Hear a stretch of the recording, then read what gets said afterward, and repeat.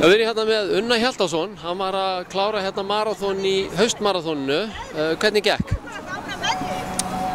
Svona allt í lagi, frekar svona hægur hann að segja sér 10, bara þreyttur. Segðu mér hérna, nú ert þú annar af tveimur sem voruð að klára, fyrstu Íslendingar til að klára 6 stóru marathonin og það var núna í Chicago, ekki satt?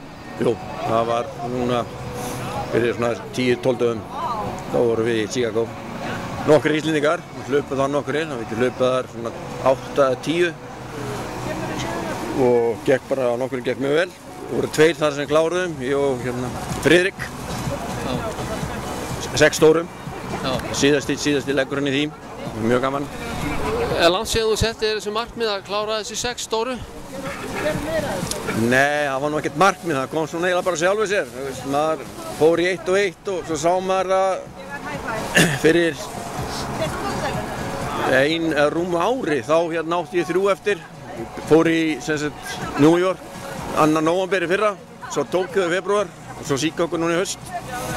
Ég var búinn að taka hinn 3 áður, ákvað bara að reyna að klára þetta. Hvað ertu búinn að vera að hlaupa lengi?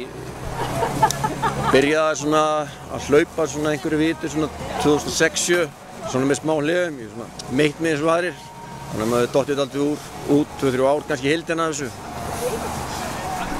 Á þessu ári, þú ert búinn að taka eitthvað slatta af marathonum á þessu ári, ekki satt? Hvað mörg marathon ertu búinn að hlaupa á þessu ári? Ég er búinn að hlaupa 7 marathon á þessu ári, þetta er 8. marathon á 1 ári. Finnst þið það ekkert koma niður á performansinum í hlaupunum eða hvað? Jú, það kemur niður á hraðanum, það er alveg, maður sér það alveg sko, maður getur æft minna og þetta er bara einhvern veginn æxla svona, þetta var ekkert ætlunin. En hérna, þetta verður ekki skilaðir inn í meiðsli en eitt svoleiðis?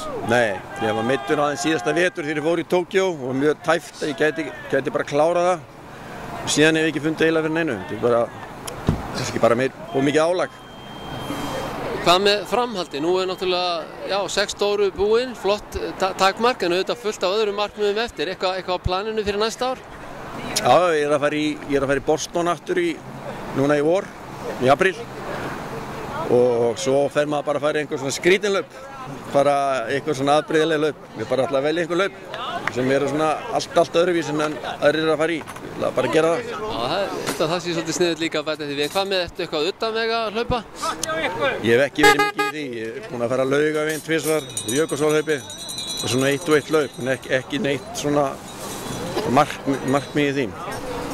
Með hvaða skokkhóp ertu að æfa? Stjörninni.